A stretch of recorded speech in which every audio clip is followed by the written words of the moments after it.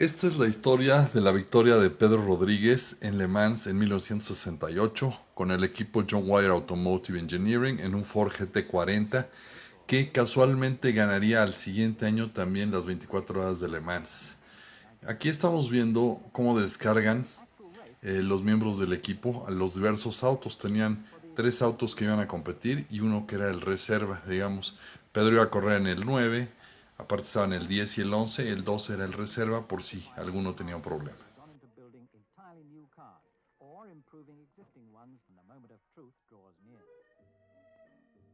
Este es el transporte del equipo afuera del Hotel de France, donde se quedaba el equipo en una población cercana a Le Mans, en Le Chars-sur-le-Loire. Ahí tenemos a Lucien Bianchi, quien sería el coequipero de Pedro Rodríguez durante las 24 horas y ganaría con él. Él estaba en su decimotercera participación. Aquí tenemos a Pedro. Vean la diferencia entre Pedro, cómo estaba vestido y cómo estaba Lucien. Aquí es Jackie Oliver, quien luego sería coequipero de Pedro en BRM y en Porsche.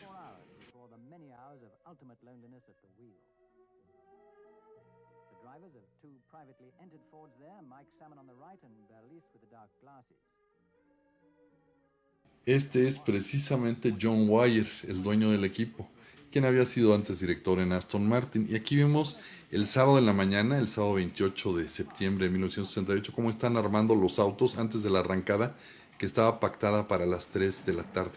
En el paddock atrás de las tribunas, precisamente donde ahora también son los fosos. Y este es hermano Koji, quien sería el principal mecánico de él, y luego sería de Niki Lauda con Ferrari. Este es Alan Hearn.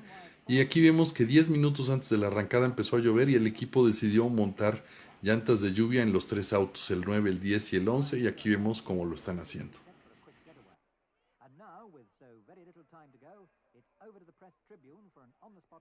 Los pilotos traían chamarras para guarecerse de la lluvia y a Pedro lo vamos a ver precisamente abajo de un paraguas. Ahí está, con su casco en la mano. Luego ya vestido, cruza la pista y se coloca enfrente de su auto porque esta es la clásica arrancada tipo Le Mans, en que los autos estaban enfrente, parados, y los pilotos corrían a ellos, se montaban y arrancaban. La salida, como habíamos dicho, es a las 3 de la tarde en punto porque fue en septiembre. Era para maximizar las horas de día en las 24. Aquí están los pilotos, todos formados. En la arrancada Pedro es el cuarto, lo vemos que ahí hace un arranque en falso y entonces el banderazo lo da un poco después y tarda un momentito más en llegar y subirse a su auto. Pedro tenía la costumbre de abrocharse los cinturones. Muchos de los otros pilotos se los abrochaban en las rectas, pero él decía que si tenías un accidente antes había problemas. Entonces lo vemos que sí tarda un poquito más. Su coequipero también lo protege y ahorita vamos a ver al tercer Ford que va pasando ahí. Los tres iban más o menos entre los 10, 15 primeros y esa era la idea. Aquí es al final de la recta una toma en la curva precisamente de Mulsanne y vemos cómo los Porsche van ganando por mucho desde el inicio. ¿Por qué? Pues porque arrancaron rápido y vemos el primer auto que los viene siguiendo.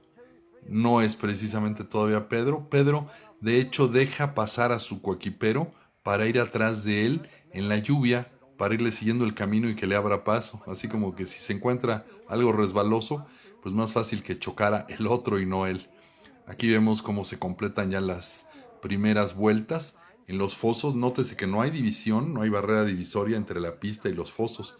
Y ahí vemos ya algunos otros autos. Matra, ahí va a venir Pedro. En este trío de autos que vienen aquí, estos son los Ford GT.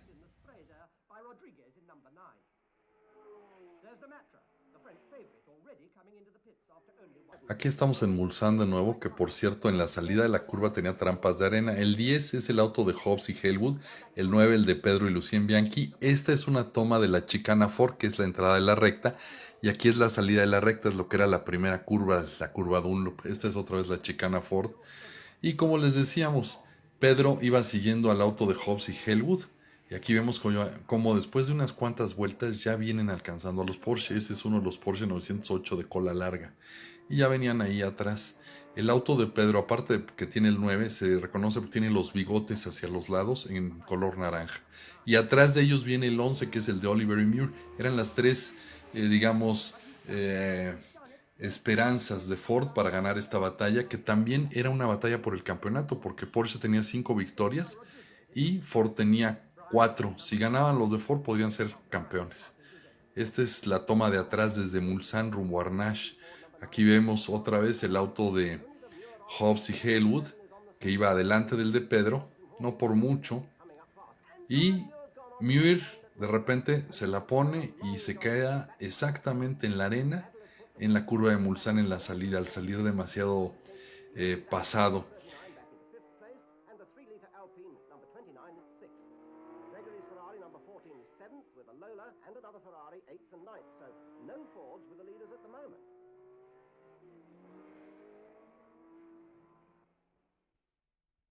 Lo que hacen en esos casos, todos los pilotos en los autos llevaban como equipo una pala y entonces es ponerse a darle a la arena hasta que lo saques. Alguien te prestaba una pala, pero nadie te podía ayudar a palear.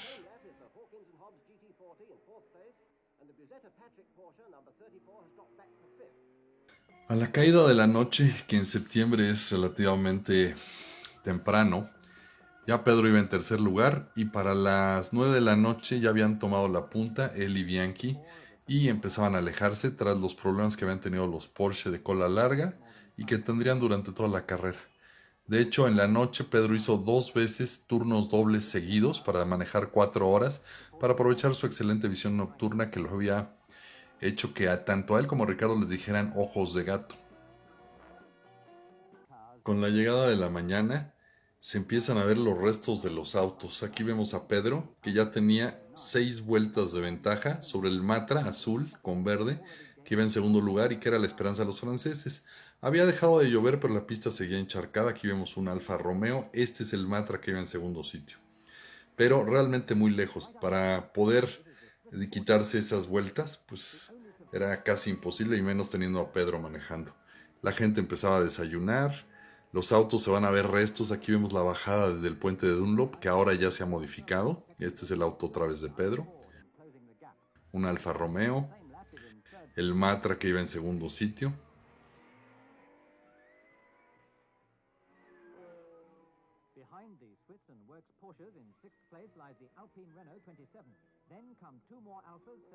Y los autos que se quedaban ahí chocados a la vera del camino. O sea, no era como ahora que meten la grúa y demás, no.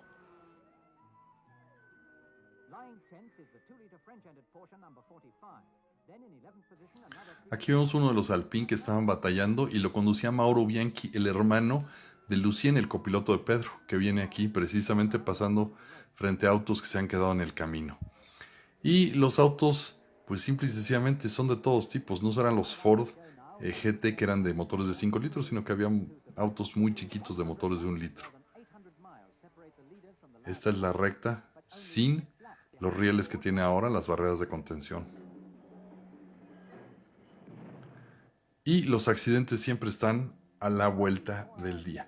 El que choca es precisamente Mauro Bianchi. Y aquí vemos cómo los bomberos atienden toda esta emergencia y el Matra terminó por tronar y no quedó en segundo sitio.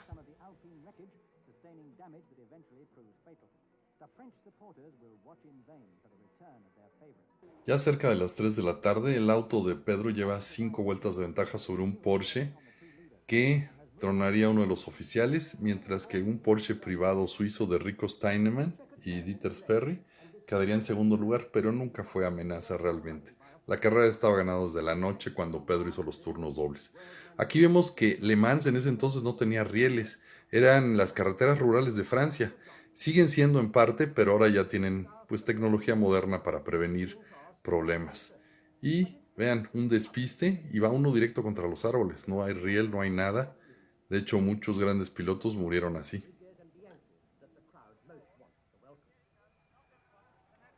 Ya una vez que se da la última vuelta, estos son los ocupantes del segundo sitio, el Porsche privado suizo.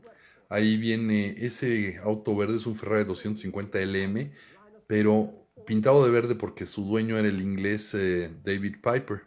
Entonces estaba pintado del British Racing Green, o sea, el verde de carreras británico.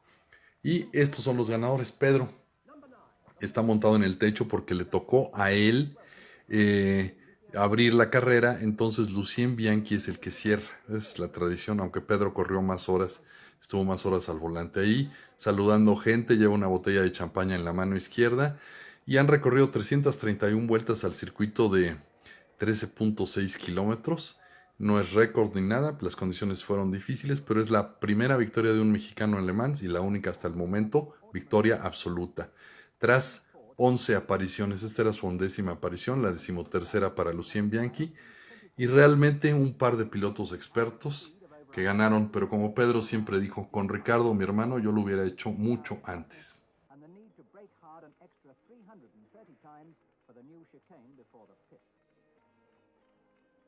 Altogether, the brakes were applied some 2,800 times during the race, often in the course of bringing the car down from more than 200 miles an hour to 50 miles an hour. Yet the Ferodo disc pads were only changed twice on the front wheels and just once on the rear wheels.